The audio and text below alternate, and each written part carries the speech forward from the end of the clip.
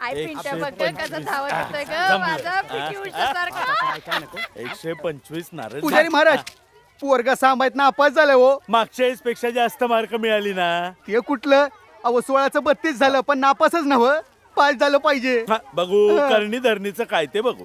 तुम्हाला बी ना एकदाच खर्च करायला न ग.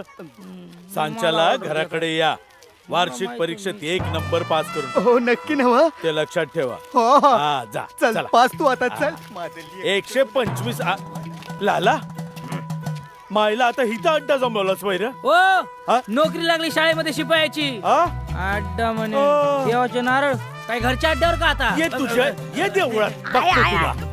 अगं तुला आलाय झोपाळू. तो नाही देवळात झोपतो म्हणून लोक त्याच्या अंगावर पाणी टाकतात. हे गप ला ला ला ला ला ला करायला लागलीस तुला नाही का? बस ए पिंट्या तिथं काय करायला लागलंस र? सगळे मला काय बी चिडवतात, म्हणते ती पाटलाची गाडी आहे हा, म्हणून मी तुमचं नाव लिहितोय. असं होय. हे आहे आय आपलं पिंट्या बघ किती हुशार, पटपटीवर यांचं नाव काढतोय. आता गप बस, नाही तर शाळेतून मास्तर नाव काढेल त्याचं. चल चल. लय हुशार आहे ग माझं पोरगं. चला चला